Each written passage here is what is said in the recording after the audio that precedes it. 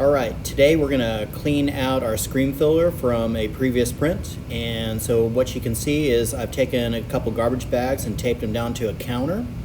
You'll also need a bucket filled with water, fresh water, and my cleaning sponge, not my printing sponge, because I don't want to introduce any of the cleaning chemicals to my printing sponge. You'll also need grease lightning cleaner.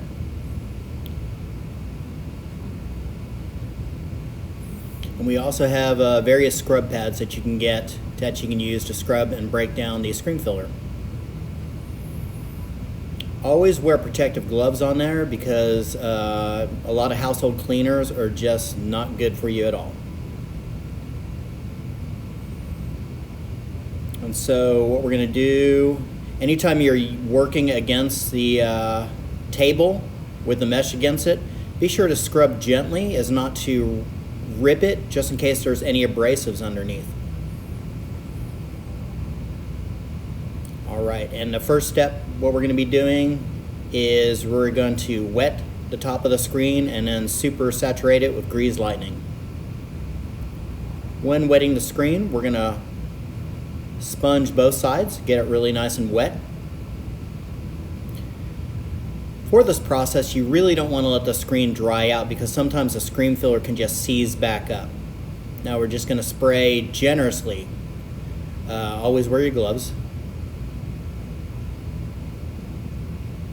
And just spray very thick the grease lightning on it and just let it sit. What we want it to do is really just start breaking it down even before we start scrubbing, just to make our life easier. So just spray it really thick. If you see any dry spots, just spray it. And then we're going to let that sit for about 5 to 10 minutes. And now we're going to scrub it in both sides and break down the screen filler. The thin screen filler really breaks down rather fast.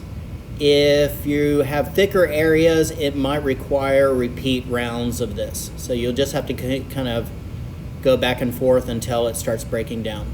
So I'm just going to scrub it on both sides. When I have it up like this, I can scrub a little bit tougher. But again, when you're against the table, make sure that you're doing it very gently.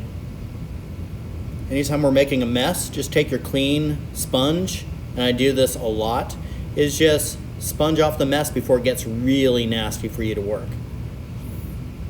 And then I refresh the water, and I spray it again, and we keep doing it. Just repeat the actions. Just sponge off all the mess as well. And then we are going to take the grease lightning and do it again. Just spray those areas with the screen filler as well. Keep those areas wet.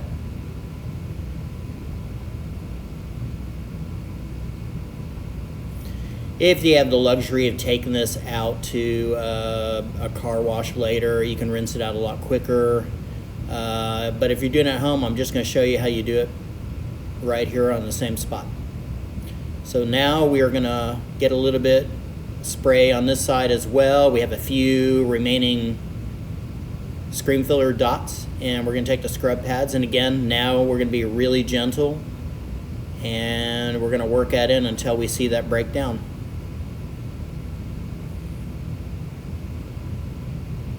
Now we are going to flush out with fresh water until all the soapy stuff is gone.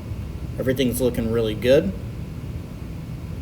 And again, you might have to do a few rounds of this before it opens up. So now you can't really see through the wet screen, so we're going to dry it out with a hair dryer and look for any tiny dots of screen filler that's still there. And if that's the case, then you just spray those areas and scrub them out until they're gone. And looking at it, there's a little bit of haze in the screen. As long as we can see through it, we're okay. But everything looks really good. And that's how we clean our screens at home.